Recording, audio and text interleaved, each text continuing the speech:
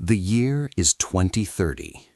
Picture yourself as the iron-willed supreme leader of the most powerful hostile empire on Earth. Your shipyards overflowing with destroyers, carriers, and troop transports. Your barracks overflow with millions of battle-hardened soldiers. Your war chests are bottomless. Your people chant your name.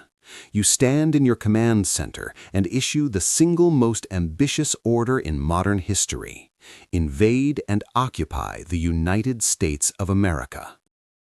But here's the twist that makes this thought experiment so terrifyingly real. For the sake of pure logic, we erase the greatest obstacle standing in your way. The entire United States military vanishes, gone.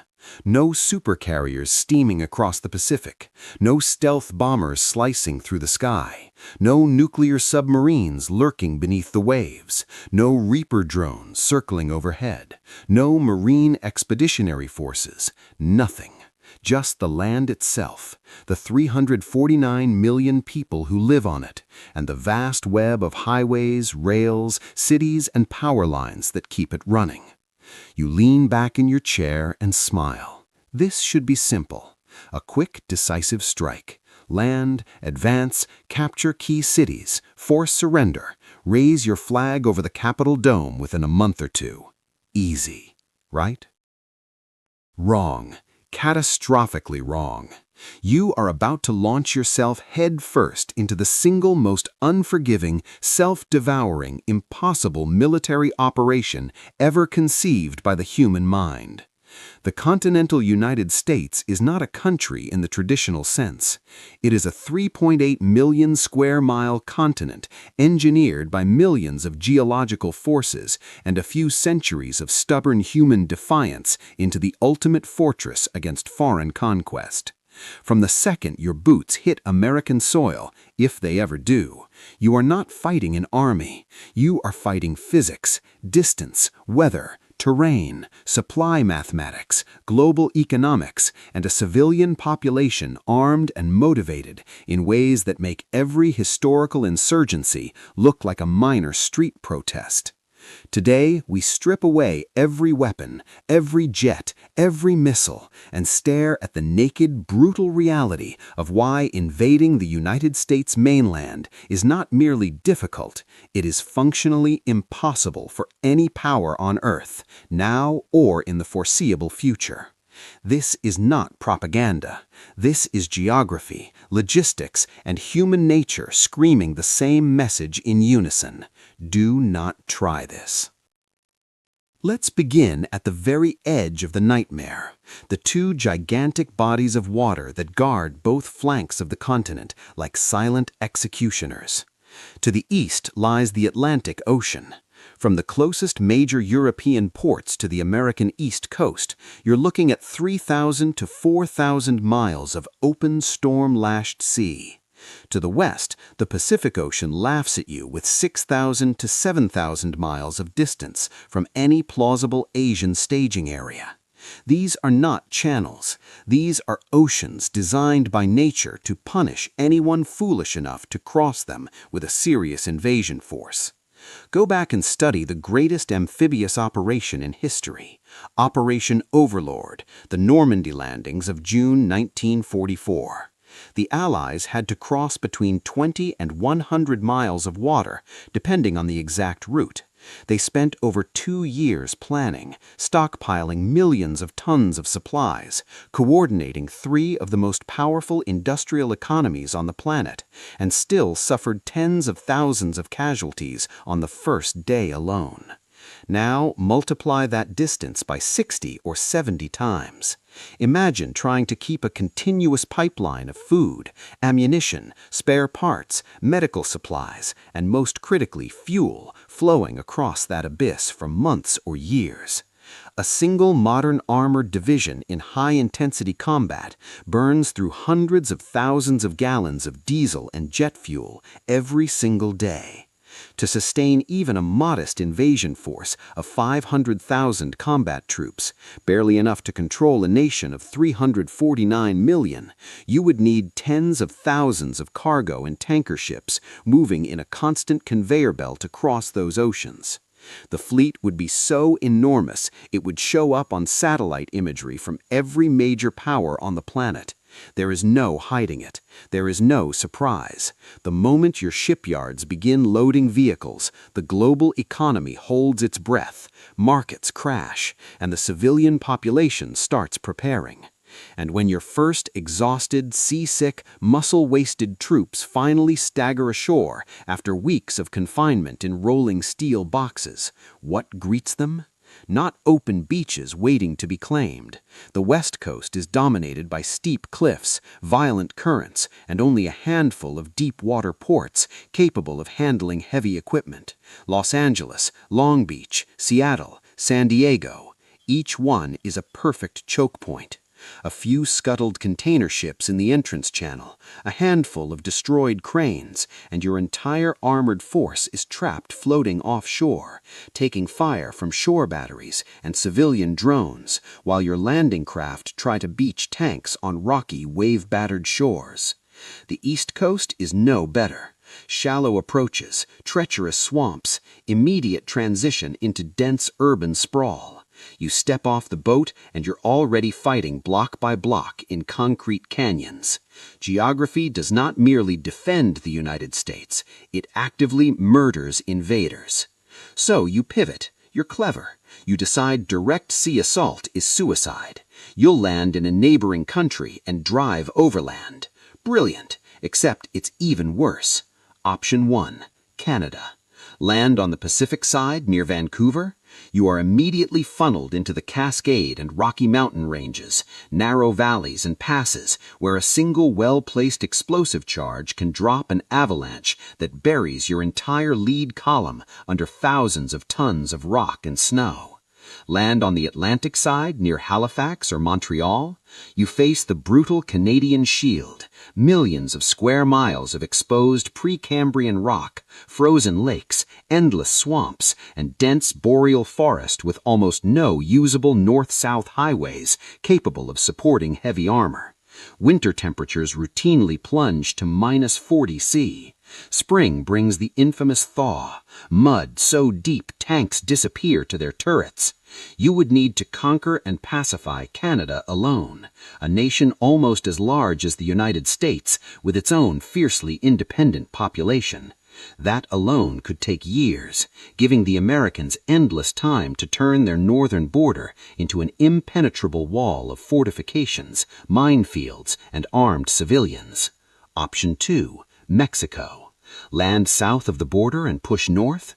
Welcome to the Sonoran and Chihuahuan deserts, temperatures that cook electronics, zero reliable water sources, terrain that kills even small groups of hikers, let alone mechanized divisions. The 2,000-mile U.S.-Mexico border has only a handful of practical crossing points for heavy armor. The Rio Grande acts as a natural moat for hundreds of miles. Vast stretches are unpaved wilderness. Even if you force a crossing, you enter the American Southwest, Texas, New Mexico, Arizona, still 1,400 miles from Chicago, 1,700 miles from Washington, D.C., with your supply lines snaking across open desert, exposed to every form of harassment imaginable. And fuel? The United States remains the world's largest oil-producing nation. The moment invasion begins, they will destroy or cap their own wells and refineries. You roll forward into a landscape with no gas stations, no pipelines, no scavengeable fuel depots. Your trucks stop, your tanks stop, your advance stops. Every historical empire that overextended supply lines has paid the price. Napoleon in Russia, the Wehrmacht in the Soviet Union, even modern forces in Afghanistan. Invading through Canada or Mexico creates the longest, most exposed, most fragile supply chains in the history of organized warfare. Now, let's assume you somehow achieve the impossible. You land a major force on one coast. You bypass the Arctic hell of Canada and the desert furnace of Mexico. You have a beachhead. You congratulate your generals. The worst is over. No, the worst is just beginning. Turn east from the west coast. What do you see? A 3,000-mile-long granite wall called the Rocky Mountains. Peaks soaring past 14,000 feet, widths up to 300 miles in places. Only a few major passes exist, and every single one is an engineering masterpiece of tunnels, soaring bridges, and sheer drops. The Interstate 70 corridor through Colorado is a perfect example. Blow the Eisenhower Tunnel, drop the bridges in Glenwood Canyon. Suddenly, your billion-dollar armored spearhead is trapped in a narrow canyon with vertical rock walls on both sides. And on those walls, local civilians who have hunted elk at 600 yards since childhood, armed with precision rifles that can put a round through a coin at 500 yards. This is not conventional war. This is Afghanistan multiplied by 10. Bigger mountains, more extreme weather, defenders who speak the language, know every trail, and own better optics than most of your own troops. Land on the East Coast instead. Capture New York, Boston, Washington. Push west toward the agricultural heartland and energy centers. Welcome to the Appalachian Mountains. Not as tall as the Rockies, but covered in thick, impenetrable forest. Steep valleys, winding two-lane roads that force your convoys into perfect kill zones. Every bridge is a choke point. Every tunnel is a potential mass grave. The engagement distances shrink to under 100 meters. Your air support circles uselessly above the canopy, while hidden snipers and IED teams tear your columns apart. The British Empire, the dominant military power of the 18th century, could not effectively project force through these same mountains against colonial irregulars who knew every creek and ridge. Between these two colossal mountain ranges lies the true prize, the fertile, resource-rich Mississippi River Basin. To reach the food, the oil, the factories, the population centers, you must breach one of the greatest natural defensive barriers ever created by tectonic forces. And the barrier shoots back. Now we reach the most terrifying part of the equation, the people. Current estimates place the number of civilian-owned firearms in the United States at approximately 500 million, more guns than people in a population of roughly 349 million. These are not museum pieces. We are talking about modern semi-automatic rifles, high-powered hunting rifles capable of 1,000-yard shots, shotguns, handguns, and literally billions of rounds of ammunition stored in basements, garages, and hidden caches across the country. During deer season in Wisconsin alone, over 600,000 licensed hunters enter the woods, more personnel than the active-duty militaries of most NATO countries. Scale that across 50 states. Add in roughly 17 to 18 million living military veterans, many with multiple combat deployments, intimate knowledge of small unit tactics, IED construction, ambush planning, drone warfare, communications, and logistics. This is not a disorganized rabble with rusty AKs. This would be the most heavily armed, best trained, most technologically savvy decentralized insurgency the world has ever seen. Drones ordered online for $200, rigged with homemade explosives. Thermal imaging scopes purchased at sporting goods stores. Snipers using rangefinders and ballistic calculators. Supply trucks vanishing in roadside blasts. Command posts hit by quadcopters dropping pipe bombs. And every time you think you've cleared a town, the resistance melts into the suburbs, cornfields, national forests, and mountain trails. There is no single capital to seize that ends the war. Capture Washington, D.C., and Texas laughs, declares itself a sovereign republic, and keeps fighting. California does the same. Florida, Alaska. Every state has its own identity, its own National Guard, its own sheriffs, its own armed citizens who view foreign occupation as the ultimate violation. The math of occupation is merciless. Historical counterinsurgency doctrine suggests you need roughly 20 to 25 security personnel per 1,000 inhabitants to control a hostile population. For 349 million Americans, that means 7 to 8.7 million occupying troops. The largest active military in the world today is China's, at roughly 2 million. You do not have the manpower. You never will. Every neighborhood becomes a fortress, every county a front line. Every grandmother with a shotgun and every veteran with a rifle turns the landscape into a permanent ambush zone. You cannot stand on every street corner. The moment you turn away, the blade of grass behind you fires. And the infrastructure? It is a trap wrapped in irony. The United States interstate highway system is one of the greatest engineering achievements in history, over 48,000 miles of road, but it has a fatal vulnerability for invaders: bridges. There are more than 620,000 bridges in the country. A scorched earth defense doesn't require destroying everything, just the key crossings over the Mississippi, Missouri, Ohio, and other major rivers. The Mississippi River Basin is the jugular vein of the continent. Sever those bridges, and the country splits in two.